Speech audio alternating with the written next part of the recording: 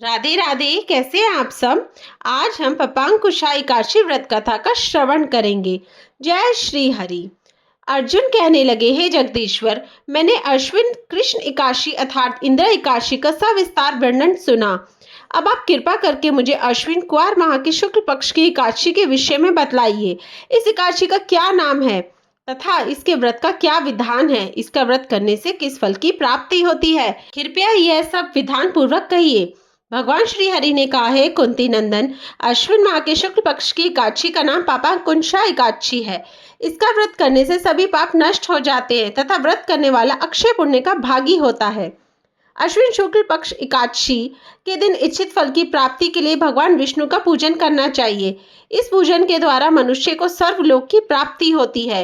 हे अर्जुन, जो मनुष्य कठिन तपस्याओं के द्वारा फल की प्राप्ति करते हैं, वह फल इस एकादशी के दिन क्षीर सागर में शेषनाग पर शयन करने वाले भगवान विष्णु को नमस्कार कर देने से मिल जाता है और मनुष्य को यम के दुख नहीं भोगने पड़ते।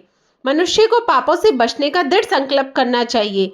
भगवान विष्णु का ध्यान स्मरण किसी भी रूप में सुखदायक और पापनाशक है, परंतु पापांकुशा एकादशी के दिन प्रभु का स्मरण कीर्तन सभी कलेशों व पापों का शमन कर देता है। पापांकुशा एकादशी व्रत कथा का श्रवण करते हैं। अब हम प्राचीन समय में विंध्य पर्वत पर क्रोधन नामक एक बहेलिया रहता था। वह बड़ा क्रूर था। उसका सारा जीवन हिंसा, लूटपाट, मद्यपान और गलत संगति पाप कर्मों में बीता। जब उसका अंतिम समय आया तब यमराज के दूत बहेलिये को लेने आए और यमदूत ने बहेलिये से कहा कि कल तुम्हारे जीवन का अंतिम दिन है, हम तुम्हें कल लेने आएंगे। यह बात सुनकर बहेलिया बहुत भयभीत हो गया और महर्षि अंगिरा के आश्रम में पहुंचा और महर्षि अंगिरा के चरणों में गिरकर प्रार्थना करने लगा, हे ऋषिवर, मैंने जीवन भर पाप कर्म किए हैं। कृपया कर मुझे कोई ऐसा उपाय बताएं जिससे मेरे सारे पाप मिट जाए और मोक्ष की प्राप्ति हो जाए। उसके निवेदन पर महर्षि अंगिरा ने उसे अश्विन शुक्ल की पापांकुशा एकादशी का विधि पूर्वक व्रत करने को कहा।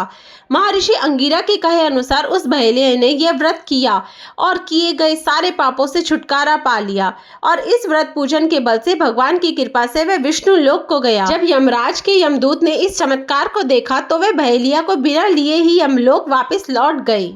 जय श्री हरि। पापांकुशा व्रत कथा समाप्त हुई। जय श्री हरि।